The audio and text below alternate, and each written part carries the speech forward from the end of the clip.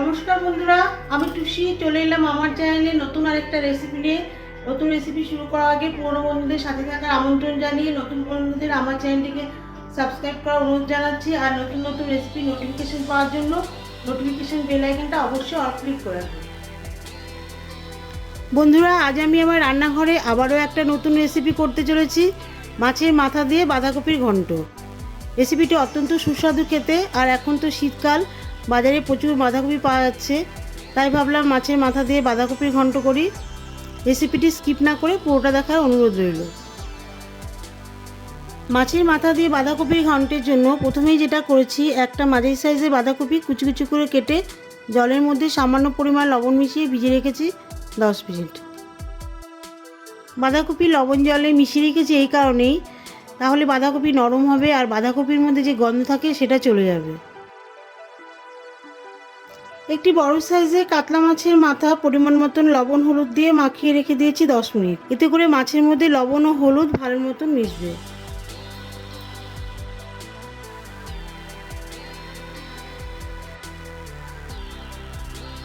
আর একটি বড় সাইজের আলু বড় বড় ডুমো ডুমো করে কেটে নিয়েছি।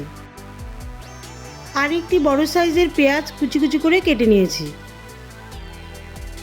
একটি কড়াইতে আমি 50 গ্রাম সর্ষের তেল দিয়ে দিচ্ছি। তেল গরম হয়ে গেছে, কড়াইতে মাছের মাথাগুলি আমি ছেড়ে দিচ্ছি। এবারে আমি মাছের মাথাগুলি ভেজে নেব।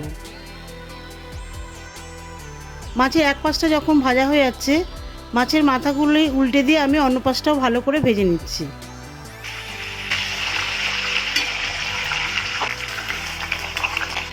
এইভাবে আমি মাছের মাথাগুলি 3-4 মিনিট ধরে ভালোভাবে লাল লাল করে ভেজে নেব।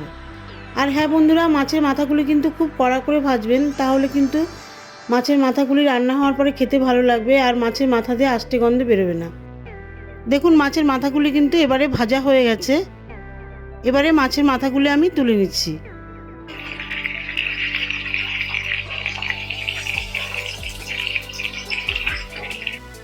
ভাজা মাথাগুলি তুলে নেওয়ার পরে ওই তেলেই দিয়ে দিয়েছি আলু।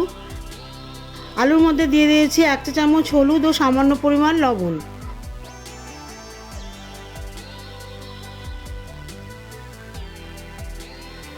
আলুগুলি হালকা লাল লাল করে ভেজে তুলে নিয়েছি।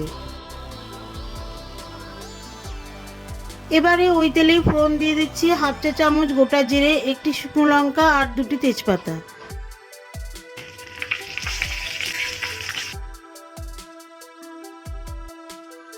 ফোড়নগুলি ভাজা ভাজা হয়ে গেলে দিয়ে দিচ্ছি কুচনো পেঁয়াজ বাটা, যেটা আমি আগেই দেখিয়েছিলাম।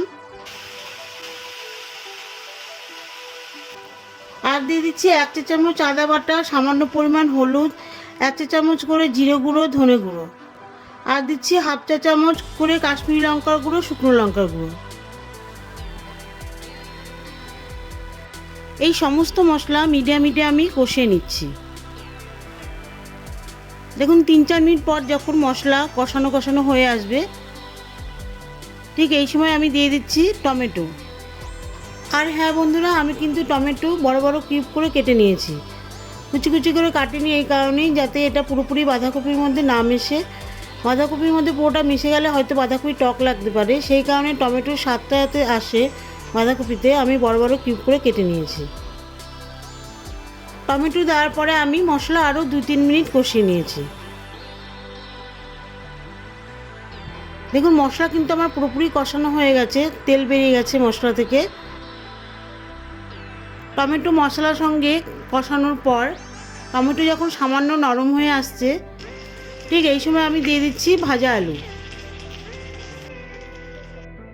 ভাজা আলুগুলি মশলার মধ্যে ভালো করে মিশিয়ে দিচ্ছি। ঠিক এই সময় আমি দিয়ে দিচ্ছি বাঁধাকপি। এবারে বাঁধাকপির উপরে দিয়ে দিচ্ছি 4টে হাফ চারা কাঁচা লঙ্কা আর 1 চা চামচ লবণ। লবণ বাঁধাকপির মধ্যে ভালো মতন মিশিয়ে দিচ্ছি।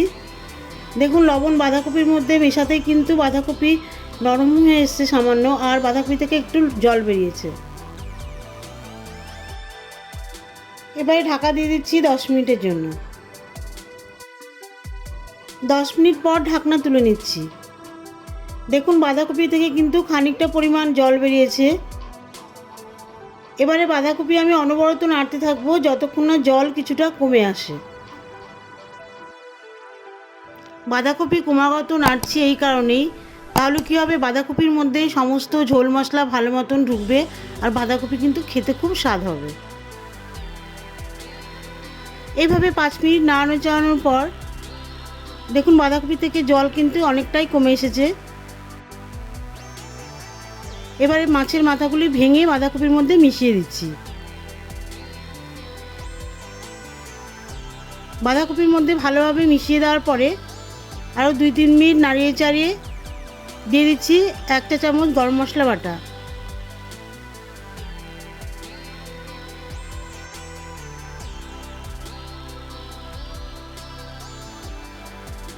গরম মশলা বাটা বাঁধাকপির মধ্যে ভালো করে মিশিয়ে দিয়ে দিচ্ছি 1 চামচ ঘি।